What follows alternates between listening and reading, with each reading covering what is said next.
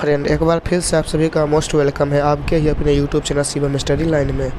जैसा कि आप जानते हैं कि हम चैप्टर 1 को कंप्लीट करा दिए हैं जिसका नाम है प्रकाश का परावर्तन। और यदि आपने वह वीडियो नहीं देखा है तो उसका लिंक डिस्क्रिप्शन बॉक्स में दिया गया है, वहाँ से आप देख सकते हैं। और इस वीडियो में हम क्या करेंगे, इसका ही सब्जेक्टिव क्वेश्चन देखेंगे जो बहुत ज़्यादा इंपॉर्टेंट होगा। और इसके पीछे वाले जो वीडियो था उसमें हम ऑब्जेक्टिव क्वेश्चन को कंप्लीट कराए थे, तो आप वह भी देख सकते हैं। और इसी से आपके एग्जाम में आएगा, क्योंकि इसमें हम पूरा टॉपिक ही कवर कर लें, इसमें एक ही टॉपिक छूटा नहीं है। तो आप वीडियो को धैर्य रखिए, देखिएगा। और यह हमारा मानना है कि आपके एग्जाम इसी से आएगा। तो चलिए बढ़ते हैं आगे, लेकिन इससे पहले आप इस वीडियो को लाइक कर लीजिए और अपने दोस्तों के बीच भी शेयर कर दीजिएगा और इस चैनल को भी सब्सक्राइब कर दीजिएगा, ताकि आपको ऐसा ही कंटेंट मिलता रहे। और क्या देखें, class 10 physics chapter 1 subjective question. चलिए बढ़ते हैं आगे यानी पहला क्वेश्चन की तरफ। इस वीडियो में हम कुल 50 से प्लस क्वेश्चन देखेंगे जो कि इंपॉर्टेंट क्वेश्चन होगा। कितना? 50 से प्लस क्वेश्चन देखेंगे।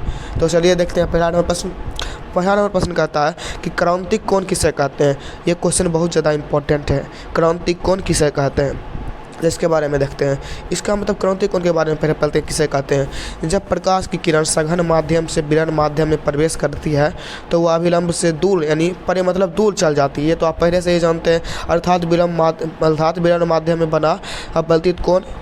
इस लाइन को हटा दीजिए, नहीं तो ये लाइन आपको कन्फ्यूज कर देगा। इसका मतलब सीधा ये समझिए कि जब प्रकाश, देखिए जब ये इसको बदलने दीजिए, ठीक है। जैसे ये देख लीजिए, ये है ऊपर है विकिरण माध्यम और नीचे है सघन माध्यम, और यहाँ से प्रकाश की किरण आई और यहाँ और यहाँ से दूर चले गए।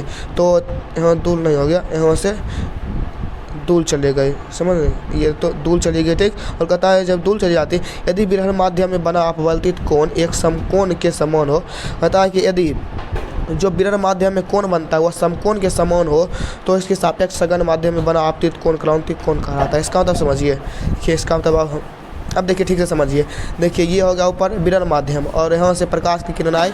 अगर ये 90 डिग्री का कोण बनाती है, ये जो ऊपर से अपवर्तित किरण आई यानी आपतित किरण होती है, और यहाँ पर जो कोण बनता है इसे कहते हैं अपवर्तित कोण। और ये जो कोण बनती है और इसके सापेक्ष जो नीचे कोण बनेगा इसे कहते हैं क्रांतिक कोण। इसे क्या कहते हैं? क्रांतिक कोण कहते हैं, ठीक समझिए। एक बार फिर से समझिए। देखिए यदि प्रकाश की किरण विकिरण माध्यम सघन माध्यम में आती है, यदि उसका अपवर्तित कोण 90 डिग्री है तो इसके सापेक्ष यानी इस 90 डिग्री के सापेक्ष जो नीचे कोण बनेगा यानी जो यहाँ पर कोण बनेगा यानी ये होगा सघन माध्यम में जो कोण बनेगा उसे कहते हैं क्रांतिक कोण कहते हैं, ठीक समझिए। और यही था हमारा क्रांतिक कोण। चलिए पहला क्वेश्चन यहीं पर समाप्त होता है और इसका आप स्क्रीनशॉट ले लीजिए ताकि आप घर में इसे नोट कर सकते हैं, ठीक। चलिए बढ़ते हैं 2 नंबर प्रश्न की तरफ। 2 नंबर प्रश्न कहता है कि पेरिस्कोप किसे कहते हैं, इसका उपयोग क्या है। देखिए पेरिस्कोप क्या होता है कि देखिए पेरिस्कोप एक ऐसा यंत्र है जिसके द्वारा हम अपने में छुपी हुई वस्तुओं को देख सकते हैं। सैनिक खाइयों में छिपकर मैदान पहाड़ को देख सकते हैं और पनडुब्बियों में बैठे सैनिक समुद्र तल का परीक्षण कर सकते हैं। कहता है कि देखिए पेरिस्कोप क्या होता है। पेरिस्कोप एक मशीन है। पेरिस्कोप क्या है? एक मशीन है। और इसका उपयोग कहाँ होता है? जैसे मान सैनिक है ना, देखिए सैनिक यहाँ पर है और यहाँ पर कोई वस्तु को देखना होता है, वो पेरिस्कोप का उपयोग करके उस वस्तु को देख सकते हैं। और ये क्वेश्चन आपके एग्जाम के लिए उतना ज़्यादा इंपॉर्टेंट नहीं है, तो लेकिन फिर भी आप इसको देख लीजिए। कहता है किसी धुंध वाले दिन अवलक्त फोटोग्राफी भी इसकी सहायता से की जा सकती है। पेरिस्कोप समतल दर्पण की सहायता से बनाए जाते हैं। पेरिस्कोप किससे बनता है? समतल दर्पण से बनता है। ये पॉइंट नोट कर लीजिए। सहायता से बनता है जो प्रकाश के परावर्तन सिद्धांत पर कार्य करता है। ये किस सिद्धांत पर कार्य करता है? प्रकाश के परावर्तन यानी रिफ्रैक्शन ऑफ लाइट पर। कहता है उच्च कोटि के पेरिस्कोप में प्रिज्म का प्रयोग किया जाता है। यानी जो बड़ा लेवल का पेरिस्कोप बनाया जाता है उसमें प्रिज्म का प्रयोग किया जाता है। प्रिज्म के बारे में आप पढ़े होंगे, ठीक। और यही था हमारा दूसरा क्वेश्चन और ये उतना ज़्यादा इंपॉर्टेंट नहीं है, फिर भी आप इसका स्क्रीनशॉट ले सकते हैं, हम छोटा कर सकते हैं, ठीक। ले लिए। चलिए बढ़ते हैं 3 नंबर प्रश्न। 3 नंबर प्रश्न कहता है कि समतल दर्पण में जो प्रतिबिंब बनता है उसकी विशेषता बताइए। देखिए ये क्वेश्चन तो इम्पोर्टेंट है, इसको सीधा हम सबसे पहले कलर इसका अच्छा रहते हैं और ये ऐसा कर लेते हैं, ये इस तरह का, ठीक। अब ठीक है। कहता है कि समतल दर्पण में जो प्रतिबिंब बनता है उसकी विशेषता बताइए। यहाँ पर एक समतल दर्पण है, यहाँ पर जो प्रतिबिंब बनता है इसके पीछे जो प्रतिबिंब बनता है इसकी विशेषता क्या है। पहला विशेषता नोट कीजिए। पहला विशेषता है कि यह काल्पनिक प्रतिबिंब होता है और कैसा होता है, सीधा होता है। ठीक, समझ गए। दूसरा विशेषता है कि जो इसका आकार होता है वस्तु के बराबर होता है। इसका आकार कैसा होता है, वस्तु के इक्वल होता है। ठीक, समझ गए। चलिए बढ़ते हैं 3 नंबर विशेषता की तरफ। 3 नंबर विशेषता कहता है कि ये समझिए, देखिए, वस्तु दूरी बराबर प्रतिबिंब दूरी, यानी वस्तु जितना आगे होगा उतना उसका प्रतिबिंब जो होगा दर्पण उससे उतना ही पीछे बनेगा। ये होगा तीसरा। अब देखते हैं चौथा कहता है कि जो प्रतिबिंब होगा वो पार्श्विक रूप से कैसा होगा, उल्टा होगा। पार्श्विक रूप से कैसा होगा, उल्टा होगा, यानी उसका बायां भाग दायां दिखा देगा और दायां भाग बायां दिखा देगा। 5वां नंबर देखते हैं। 5वां नंबर क्या होता है, देखिए, समतल दर्पण में क्या होता है कि उसका, देखिए, इसका विशेषता देख लें। इसका विशेषता कितना होगा, इसका विशेषता हो गया 4। और भी विशेषता होगा, लेकिन इसके बारे में चलिए यहाँ देखते हैं। हाँ, एक बात और कि जो ये प्रतिबिंब बनेगा, ये प्रतिबिंब सीधा प्रतिबिंब बनेगा। और ये 5 विशेषता आपके लिए काफ़ी है 2 नंबर देने के लिए। अब यहाँ पढ़ लेते हैं। समतल दर्पण के सामने जितनी दूरी पर कोई वस्तु रखी होती है उसका प्रतिबिंब जो बनता है उतना ही पीछे बनता है। समतल दर्पण में किसी वस्तु के पूरे बिंब को देखने के दर्पण का आकार उसके आधार होना चाहिए।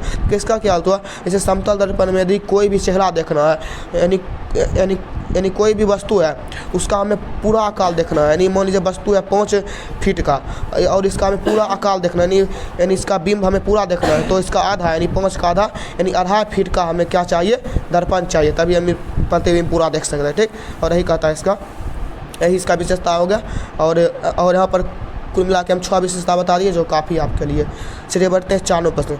4 प्रश्न कहता है कि अवतल दर्पण के उपयोग को लिखिए। ये तो बहुत ज़्यादा इंपॉर्टेंट क्वेश्चन है कि अवतल दर्पण का उपयोग क्या क्या है।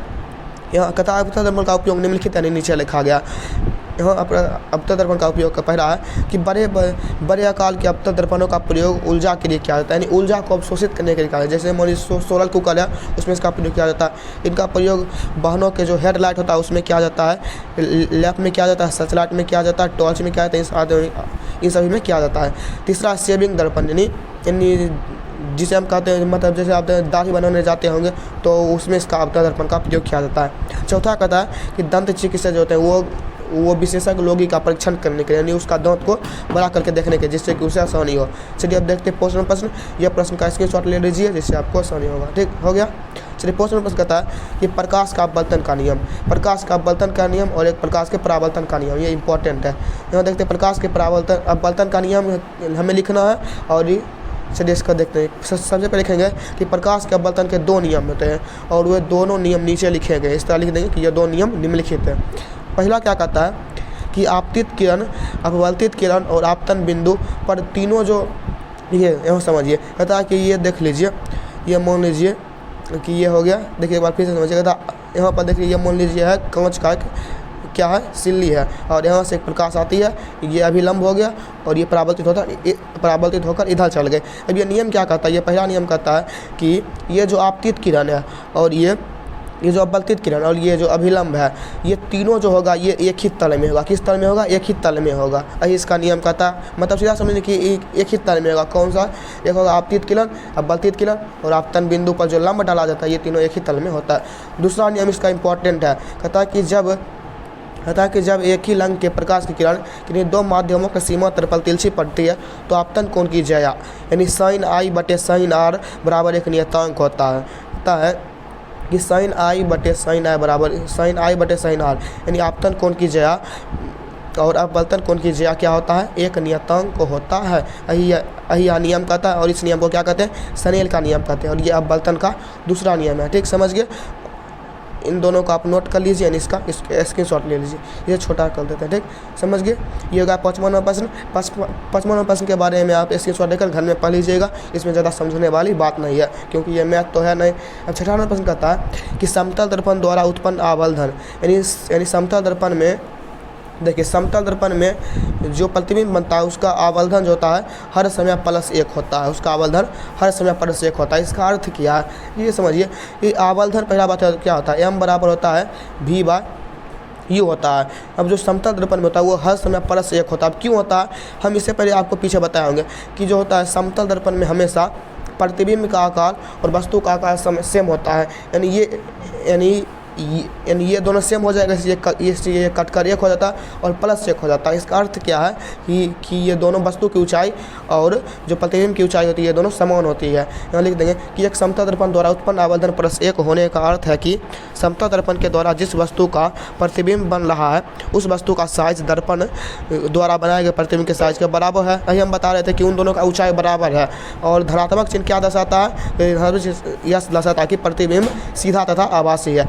इस यहाँ पर देखिए ये जो धनात्मक चिन्ह इसका मतलब क्या है कि प्रतिबिंब आभासी और सीधा है, और एक का मतलब क्या है वस्तु की ऊंचाई और प्रतिबिंब की ऊंचाई समान है। ठीक समझ गए? ये था 58वां प्रश्न। चलिए बढ़ते हैं 7वें प्रश्न की तरफ। इसका भी स्क्रीनशॉट ले लीजिए। अब 7वां प्रश्न कहता है कि उत्तल लेंस का उपयोग बताना है। पहला उत्तल लेंस का उपयोग है नेत्र के दूरदृष्टि दूर करने के लिए।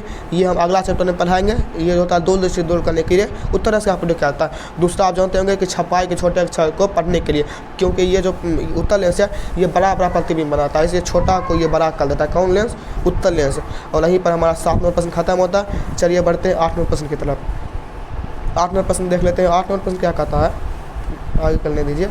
8वां प्रश्न क्या कहता है कि प्रकाश का परावर्तन, उसके पीछे क्या था? प्रकाश का अपवर्तन। अब कहता है कि प्रकाश का परावर्तन का नियम लिखना है। ठीक, यहाँ लिखेंगे कि हाँ यहाँ लिखेंगे, इनको हटाइए। यहाँ ये लिखा गया है कि प्रकाश का परावर्तन किसे कहते हैं, लेकिन इस क्वेश्चन में कहता है कि प्रकाश का परावर्तन किसे कहते हैं। ये भी लिखेंगे कि जब प्रकाश किसी पॉलिश की हुई चमकदार सतह पर पड़ती है तो यह एक सुनिश्चित दिशा में विस्तृत हो जाती है। किसी पॉलिश की हुई प्रकाश का एक सुनिश्चित रूप में, देखिए ये कठिन भाषा, इसको नहीं समझिए, समझिए। लिखेंगे कि जब प्रकाश की किरण किसी चिकने सतह पर आपतित होती है, जब प्रकाश की किरण किसी चिकने सतह पर आपतित होती है और पुनः हुआ परावर्तित होकर उसी दिशा में लौट जाती है, और लौटने की इस प्रक्रिया को क्या कहते हैं? प्रकाश का परावर्तन कहते हैं। ये सिंपल है, आप याद करिए। कहेंगे कि जब प्रकाश की किरण किसी चिकने सतह पर पड़ती है और फिर वह मतलब परावर्तित होकर उसी दिशा में लौट जाती है, लौटने की इस प्रक्रिया को प्रकाश का परावर्तन कहते हैं। और इससे कितने नियम है? 2 नियम है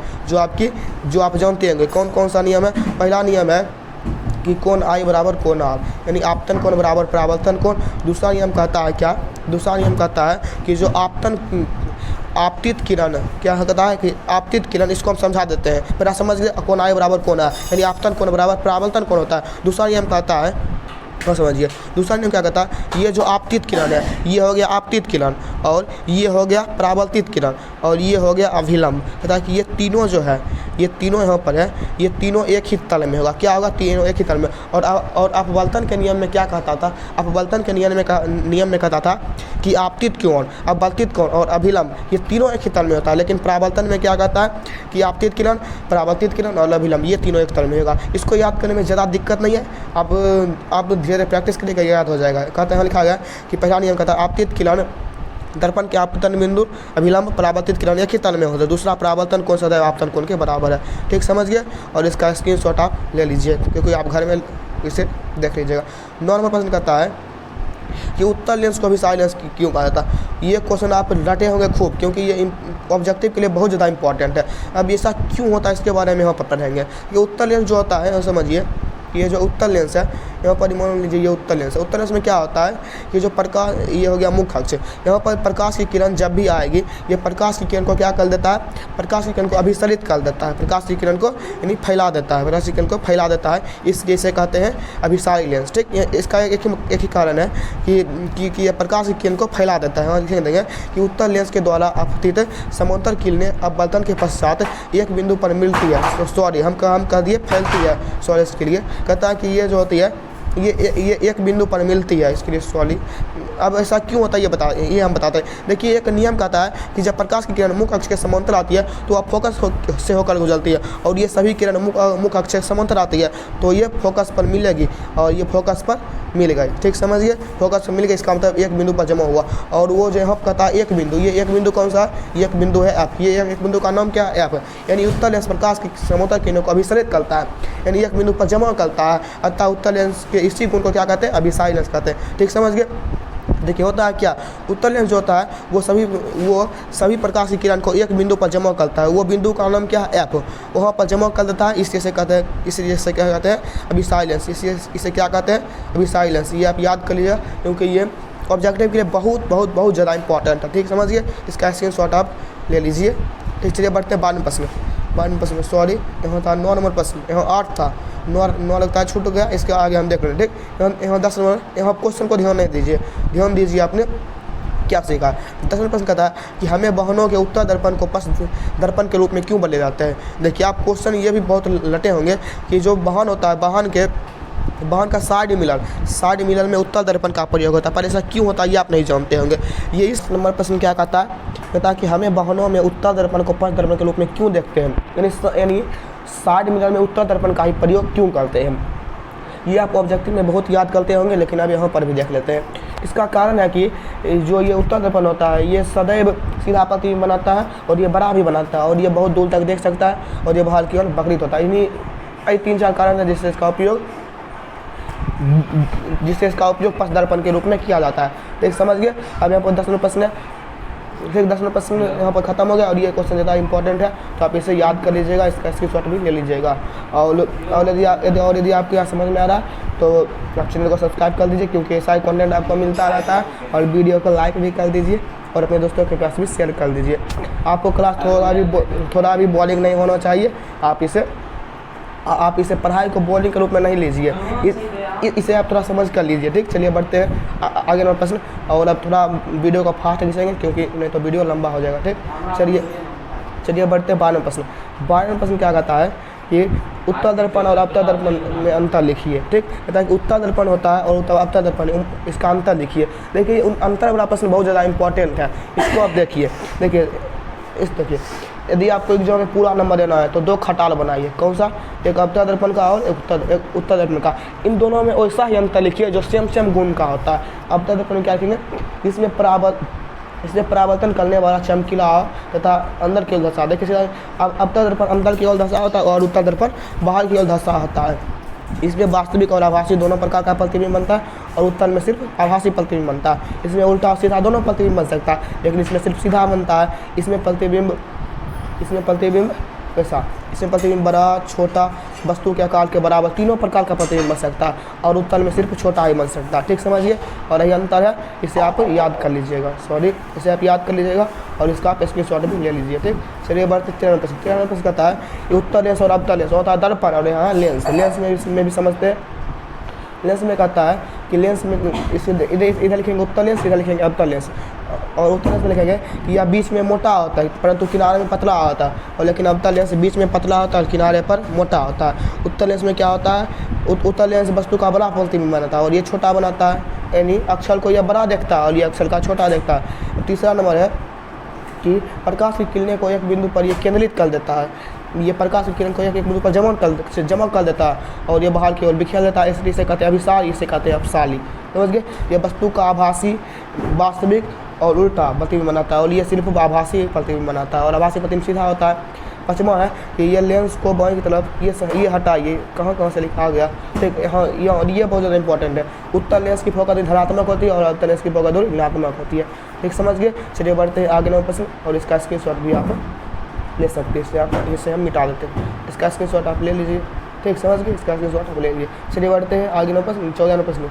14 नंबर प्रश्न भी अंतर वाला है, वास्तविक प्रतिबिंब और आभासी प्रतिबिंब अंतर। तो वास्तविक प्रतिबिंब में लिखेंगे कि ये जो वास्तविक, देखिए यदि यह वास्तव है तो इसे हम कहीं भी उतार सकते हैं, पर्दा पर उतार सकते हैं, और आभासी को पर्दा पर नहीं उतार सकते हैं। वास्तविक प्रतिबिंब उल्टा होता है और आभासी प्रतिबिंब सीधा होता है। वास्तविक प्रतिबिंब दर्पण के सामने बनता है और आभासी प्रतिबिंब दर्पण के पीछे बनता है। ठीक, समझ गए। इसका आप स्क्रीनशॉट ले लीजिए, उसे आप याद कर लीजिएगा। ठीक, समझ गए।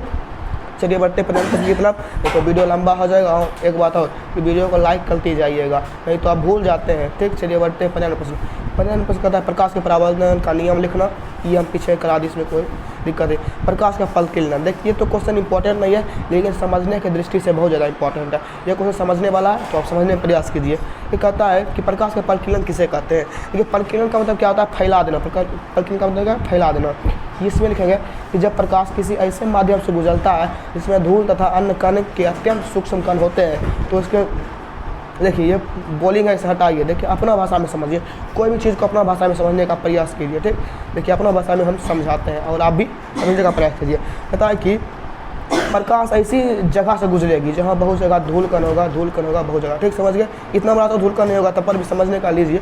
अब यहाँ से प्रकाश की किरण आ रही है, अब यहाँ से प्रकाश की किरण आ रही है, तो ये क्या होगी, प्रकाश की किरण देखिए ये एक ऐसा माध्यम है जहाँ की बहुत सारे कण हैं। अब इसमें क्या होगा, इसमें जब भी प्रकाश की किरण आएगी तो ये मान लीजिए ये जो कण है, ये कण है, इससे प्रकाश की किरण टकरा गई और ये बहुत दिशा में फैल गए, बहुत दिशा में फैल गई।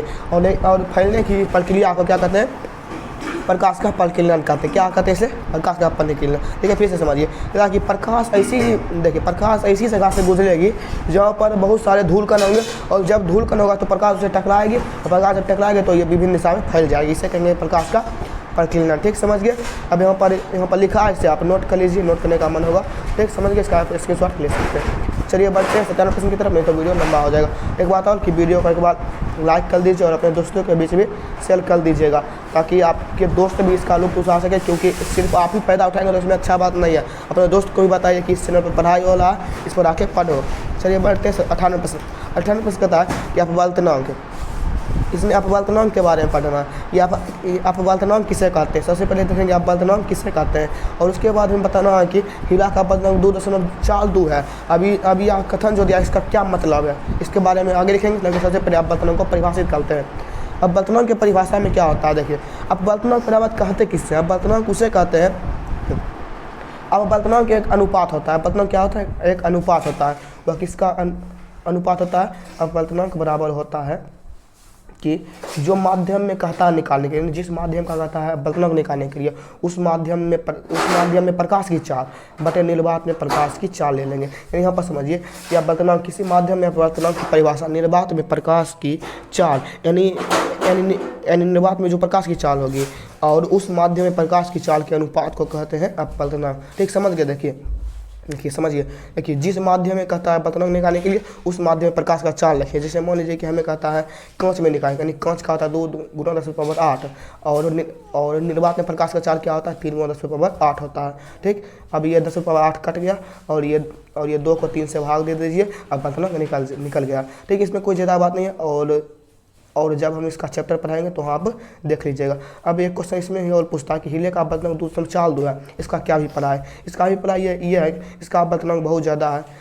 यहाँ लिख देंगे, हवा में प्रकाश के वेग के अपेक्षा हीरे में प्रकाश का वेग बहुत कम होता है। देखिए जब भी अपवर्तनांक ज़्यादा होगा तो इसका मतलब क्या हुआ कि उसमें प्रकाश का वेग बहुत कम होगा, यानी इसका मतलब समझिए कि कहता हुआ हवा से चलने वाले प्रकाश की किरण हीरे में अभिलंब की ओर झुक गया। ये तो सीधा बात है कि ये जो हीरा है ये हो गया सघन माध्यम, और जो ये जो हवा है ये हो गया विरण माध्यम, तो ये अभिलंब की ओर झुकेगी। इसमें कोई दोहरा की बात नहीं है, इसे आप नोट कर लीजिए। क्वेश्चन इंपॉर्टेंट है, इसे आप नोट कर लीजिएगा, इसमें कोई ज़्यादा बड़ी बात नहीं है। देखिए एक बात याद है, म्यू बराबर क्या होगा, N/V होगा। म्यू बराबर क्या होगा, N/V होगा। ये आप याद धरिए और अब अपवर्तनांक हो जाएगा। और जब हम इसका चैप्टर में पढ़ाएंगे तो हम इसे देख लेंगे। इसमें आप ज़्यादा घबराइए नहीं कि यहाँ पर कंप्लीट नहीं हुआ, इसमें ऐसा कोई बात नहीं है। इसलिए बढ़ते 19% क्या कहता है, समतल दर्पण में बना प्रतिबिंब का साइज और प्रकृति कैसे थे। हम बताए थे कि किसका साइज प्रतिबिंब के, इसका साइज जो होगा वस्तु के बराबर होगा, और इसकी प्रकृति कैसे होगी, सीधा होगा और काल्पनिक होगा। ठीक समझ गए, इसमें कोई बात नहीं। ताकि एक समतल दर्पण में प्रतिबिंब कैसे बनता है, इसका चित्र बनाइए। इसमें चित्र क्या होता है, देखिए समझिए। ये हो गया समतल दर्पण, ये क्या होगा, ये हो गया समतल दर्पण। ठीक, समतल दर्पण, यहाँ पर कोई वस्तु है, ये क्या होगा, ये इससे प्रकाश विकिरण जाएगा, और जब जाएगी तो यहाँ पर एक अभिलंब खिंचाएगा, और ये परावर्तन का नियम को पालन करते हुए ये इसी कोण के साथ घुल जाएगा, और यही कोण यहाँ पर होगा। और ये क्या, ये काल्पनिक प्रतिबिंब बनता है, यानी देखिए ये दोनों इधर जा, यानी इसका मतलब ये कभी नहीं मिलेगी, तो ये मिलेगी कब, पीछे मिलेगी, इसलिए काल्पनिक प्रतिबिंब बनता है। और ये क्वेश्चन ज़्यादा इंपॉर्टेंट नहीं है, तो आप इसे ज़्यादा ध्यान नहीं दीजिए, ही ठीक है, लेकिन फिर भी आप ध्यान दीजिए, इसमें कोई ज़्यादा बड़ी बात नहीं है। ठीक समझ गए। चलिए अब देखते हैं आगे में, बस इसको छोटा कर लेते हैं। ठीक, क्योंकि आप इसके शॉट लेते हैं तभी आप पढ़ पाते हैं। चलिए अब देखते हैं 22 कहता है कि गोलीय दर्पण है। ये कहता है कि एक गोलिया दर्पण है, उसमें हम यहाँ पर कोई कागज़ रखा हुआ, इसमें ये कागज़ को हमें जलाना, तो कैसे जलाएंगे, ऐसे जलाएंगे। देखिए इसको समझिए, कैसे जलाएंगे इसको समझिए। देखिए, जलाने के क्या करेंगे कि प्रकाश की किरण को हम एक जगह इकट्ठा करेंगे, इकट्ठा करने के क्या करेंगे, अपतल दर्पण का प्रयोग करेंगे और अपतल दर्पण में फोकस पर धरेंगे। ये कागज़ को कहाँ पर आनेंगे, फोकस पर आएंगे, और जब फोकस पर आएगा तो ये जो प्रकाश की किरण ये एक जगह इकट्ठा हो जाएगा और इस पर इतना ऊष्मा होगा कि ये कागज़ अपने आप जलने लगा। ठीक, इसको भाषा में हम लोग देख लेते हैं। तो आप भी ध्यान लेकर देखिएगा। देखेंगे कि गोलीय अपतल दर्पण के प्राबल्य सतह को सूर्य से आने वाली किरणों के सामने रखा जाता है। सूर्य से चलने वाली समांतर किरणें दर्पण से परावर्तित होकर फोकस पर विसरित हो जाती है। अगर अपतल दर्पण के फोकस पर कागज़ को रख दें तो ये कागज़ जल उठता है, क्योंकि हम बता दें कि ये अभिसरित करती है किरण को। ठीक, समझ गए। चलिए बढ़ते हैं प्रश्न की तरफ। प्रश्न कहता है कि प्रकाश क्या है। सीधा बात है कि प्रकाश क्या है, इसे कहेंगे यहाँ लिखेंगे दृष्टि के भौतिक अनुभूतियों को प्रकाश कहते हैं। समझिए कि प्रकाश एक ऐसी रखिए यहाँ लिखेंगे कि जिसके मदद से हम देख सकते हैं उसे प्रकाश कहते हैं। सीधा बिल्कुल सिंपल परिभाषा, नहीं तो आप ये लिख लीजिएगा, इसका आप स्क्रीनशॉट लीजिए। अब चौथा प्रश्न कहता है कि प्रकाशीय घनत्व क्या कहता है। प्रकाशीय घनत्व का मतलब क्या होता है। देखिए, प्रकाशीय घनत्व समझिए कि प्रकाशीय घनत्व एक निश्चित स्मृति होता है। यह द्रव्यमान घनत्व के समान नहीं होता है, जिस माध्यम में प्रकाशीय घनत्व अधिक होता है। क्योंकि प्रकाशीय घनत्व का मतलब होता है कि जहाँ प्रकाशीय घनत्व अधिक होगा वह होगा सघन माध्यम, और जहाँ प्रकाशीय घनत्व कम होगा वह होगा विरल माध्यम। ठीक, समझ गए। ये क्वेश्चन इंपॉर्टेंट नहीं है और आज तक आप देखेंगे नहीं। आभासी प्रतिबिंब क्या होता है। आभासी प्रतिबिंब का मतलब ये आभासी पल मिलता है और ये किसी तरह से आने वाले प्रकाश की किरण परावर्तन के बाद जिस बिंदु पर मिलती हुई पलतित होती है उसे कहते हैं आभासी प्रतिबिंब, और ये सीधा होता है, इससे पलते पर प्राप्त नहीं किया जा सकता। वास्तविक प्रतिबिंब क्या होता है कि इसमें वास्तव में मिलती है और यह उल्टा बनता है और इससे पर्दे पर प्राप्त किया जा सकता है। इसका आप स्क्रीनशॉट ले लीजिए और इसे आप नोट कर लीजिएगा। देखिए, हम आपको दो करके स्क्रीनशॉट दे देते हैं। पहले ये दोनों का लीजिए, हो गया स्क्रीनशॉट। चलिए बढ़ते हैं इन दोनों का भी स्क्रीनशॉट ले लीजिए। सब पर नीचे घर में 27 में कहता है, ये क्वेश्चन इंपॉर्टेंट है। लाइक गोलीय दर्पण द्वारा परावर्तन के नियम के लिए मतलब जो काल्तीय परिपाटी है। देखिए, आप जब भी दर्पण सूत्र पढ़ते होंगे तो उसमें कहता होगा कि इसका प्रयोग हर समय कीजिए किसके अनुसार, काल्तीय चिन्ह परिपाटी के अनुसार कीजिए। अब ये कैसा होगा इसमें समझिए। इसमें हम बताते हैं ये किस तरह होगा। होता है क्या, ये जो गोलीय दर्पण होता है, क्या होता है। देखिए, ये गोलीय दर्पण ले लीजिए। इसमें क्या होता है, इसमें वस्तु की दूरी चिन्ह परिपाटी यही कहता है कि इसमें वस्तु की दूरी हमेशा धनात्मक होगी, और यदि सॉरी, ये जल्दबाजी में गलती बुरा जा रहा है, इसके लिए हम सॉरी आपसे करते हैं। तो फिर आप फिर से एक बात ध्यान एकत्रित करके देखिएगा। सबसे पहले इस कलर को ठीक करते हैं। ये कहता है क्या, सबसे पहले एक गोलीय दर्पण लीजिए। इस गोलीय दर्पण में क्या होगा, गोलीय दर्पण में हमेशा वस्तु की दूरी, यानी देखिए यदि कोई भी चीज़ इधर है, इस साइड है तो ये माइनस में हो जाएगा। यदि कोई चीज़ इधर है तो ये पॉजिटिव साइड होगा, और कोई चीज़ अगर ऊपर है तो ये पॉजिटिव होगा, अगर कोई चीज़ नीचे है तो ये हो जाएगा निगेटिव। इतना ही है चिन्ह परिपाटी। ठीक, ये यहाँ पर इसे भाषा में लिख दिया कि बिंब सदैव बाईं ओर लगते हैं। इसका मतलब क्या है, ये हमेशा निगेटिव लेगा। मुख अक्ष के समांतर सभी ध्रुव से मापी जाए, यानी सभी ध्रुव से मापी जाती है। यानी इसलिए समझिए कि ये जो ध्रुव है इसे 0 मान लिया जाता है, इसे सभी दूरियाँ मापी जाती है। मूल बिंदु के दाईं ओर लेंगे प्लस और मूल बिंदु के बाईं ओर लेंगे माइनस, यही कहता है। ठीक, चलिए बढ़ते हैं अगला प्रश्न क्या है कि अवतल दर्पण उत्तल दर्पण को बिना छुए हुए कैसे पहचानेंगे। देखिए, कहता है कि अवतल दर्पण उत्तल दर्पण समतल इसको बिना छुए हुए कैसे पहचानेंगे। देखिए, आप एक बात दिमाग लगाइए, यदि आप अभी तक क्लास को किए होंगे तो आप बिल्कुल समझ जाएंगे। यहाँ देखिए, हम आपको समझाते हैं तो आप बाद में से देख लीजिएगा कि अवतल दर्पण को पहचानने का तरीका है कि इसमें प्रतिबिंब हमेशा बड़ा बनेगा। प्रतिबिंब हमेशा क्या बनेगा, बड़ा बनेगा, तो इसे हम पहचान लेंगे। और इसमें वास्तविक प्रतिबिंब बनेगा सीधा। इसमें जब भी प्रतिबिंब बनेगा तो वास्तविक बनेगा, यानी ये उल्टा बनेगा। अगर इन तीनों दर्पण है, इन तीनों में जिस दर्पण में प्रतिबिंब उल्टा बनेगा वो होगा अवतल दर्पण। अब अवतल दर्पण को पहचान लिए। अब उत्तल और समतल बचा। इन दोनों में क्या करेंगे। उत्तल दर्पण में क्या होता है, उत्तल दर्पण में प्रतिबिंब बनता है लेकिन ये वस्तु से छोटा बनता है, तब हम उत्तल दर्पण को पहचान लेंगे। और ये समतल दर्पण में वस्तु के बराबर प्रतिबिंब बनता है। ठीक, समझिए। समतल दर्पण में वस्तु के बराबर प्रतिबिंब बनेगा, उत्तल में छोटा बनेगा, अवतल में बड़ा बनेगा। इस तरह हम इसे पहचान लेंगे। ठीक, इसमें कोई दिक्कत नहीं और ये इंपॉर्टेंट नहीं, इसलिए हम ज़्यादा ध्यान नहीं दें। इसका आप स्क्रीनशॉट ले लीजिए, इससे आप घर पर देख सकते हैं। ठीक, समझिए। और इसका भी स्क्रीनशॉट ले लीजिए क्योंकि ये क्वेश्चन इंपॉर्टेंट है। अब देखते हैं अगला प्रश्न पूछता है कि लेंस कितने प्रकार का होता है। लेंस 2 प्रकार का होता है। अब उत्तल लेंस, अवतल लेंस। समझ गया। लेंस की क्षमता से क्या कह सकते हैं, फोकस दूरी के व्युत्क्रम को लेंस की क्षमता कहते हैं। उत्तल लेंस और अवतल लेंस को का यहाँ पर चित्र बनाना है। उत्तल लेंस का चित्र आप तो जानते होंगे। उत्तल लेंस का चित्र कैसे बनता है, ऐसे बनता है और बीच में मुख ऑक्सीजन देंगे और अब लेंस में क्या करेंगे, इस तरह कर देंगे और यहाँ पर भी बीच में एक मुख फोकस दे देंगे। ठीक, समझ गए। और ये क्वेश्चन ठीक आप देख लीजिए, यदि आपके नज़र में ये इंपॉर्टेंट है तो आप इसे देख लीजिए। इसका सबसे पहले आप स्क्रीनशॉट ले लीजिए। ठीक, समझ गया, स्क्रीनशॉट हो गया। अब अगला नंबर पर इसका भी स्क्रीनशॉट ले लीजिए। बताया कि लेंस में कितने फोकस होता है, लेंस में 2 फोकस होते हैं। अब क्योंकि जो लेंस होता है ये 2 गोला से बनता है और अगर 2 गोला है तो उसका 2 केंद्र होगा और उसी केंद्र को क्या कहते हैं, फोकस कहते हैं। ठीक, अब अगला है नहीं, उस केंद्र को कहते हैं वक्रता केंद्र और इस केंद्र और ध्रुव के आधा को कहते हैं फोकस कहते हैं। ठीक, समझ गए। अब अगला कहता है कि कौन सा लेंस वास्तविक और आभासी दोनों प्रकार का प्रतिबिंब, ताकि ऐसा कौन सा लेंस है जो दोनों प्रकार का प्रतिबिंब बना सकता है। तो कौन सा लेंस है, वो है उत्तल लेंस। अब ऐसा क्यों है, देखिए उत्तल लेंस में क्या होता है, उत्तल लेंस में क्या होता है, जब हम वस्तु को प्रकाशीय केंद्र और फोकस के बीच रखेंगे तो ये प्रतिबिंब है, ये प्रतिबिंब हमेशा कैसा बनेगा, ये प्रतिबिंब हमेशा बनेगा सीधा। ये प्रतिबिंब कैसा बनेगा, सीधा बनेगा। अगर हम इसके अलावा कहीं भी रखेंगे तो ये प्रतिबिंब हमेशा उल्टा बनेगा। ठीक, समझ गए। चलिए बढ़ते हैं आगे नंबर प्रश्न कहता है 34 नंबर प्रश्न। 34 नंबर क्या कहता है, देखिए यहाँ पर 34 नंबर प्रश्न भी वही है कि उत्तल लेंस दे दिया, अवतल लेंस दे दिया और ये कांच का वृत्ताकार लेंस का पट्टा। अब इसको भी बिना छूना है और इसे ही मतलब पहचान करना। इसको क्या करेंगे, इन तीनों जो लेंस है, इन तीनों को पुस्तक के जो मतलब समझिए जो आपकी किताब में लेटर होता है उसको देखेंगे। उसमें क्या होता है, उत्तल लेंस हमेशा वस्तु का बड़ा प्रतिबिंब बनाता है। जिसमें वो छोटा अक्षर बड़ा दिखेगा वो जगह उत्तल लेंस, और जिसमें बराबर प्रतिबिंब बनेगा वो जगह कांच का प्लेट, और जिसमें छोटा प्रतिबिंब बनेगा वो जगह अवतल लेंस। और ये क्वेश्चन इंपॉर्टेंट भी नहीं है तो आप इससे उतना तब पर आप देख लीजिएगा। अब 25 में कहता है कि सूर्योदय एवं सूर्यास्त के समय सूर्यता प्रयोग, ये इस चैप्टर का क्वेश्चन ही नहीं है। 36 में कहता है कि अवतल लेंस को अपसाइड लेंस किसे कहते हैं, क्यों कहते हैं, ये भी आपको पीछे बता दिया गया। ठीक, अब अगला किरण किसे कहते हैं, किरण किसे कहते हैं, प्रकाश के बिंदु यानी प्रकाश जिस पथ पर चलता है उसे कहते हैं किरण। ठीक है, तो समझ, प्रकाश जिस पथ पर चलता है उसे कहते हैं किरण। तो अब देखते हैं 38 नंबर से क्या है कि पार्श्विक विस्थापन क्या है।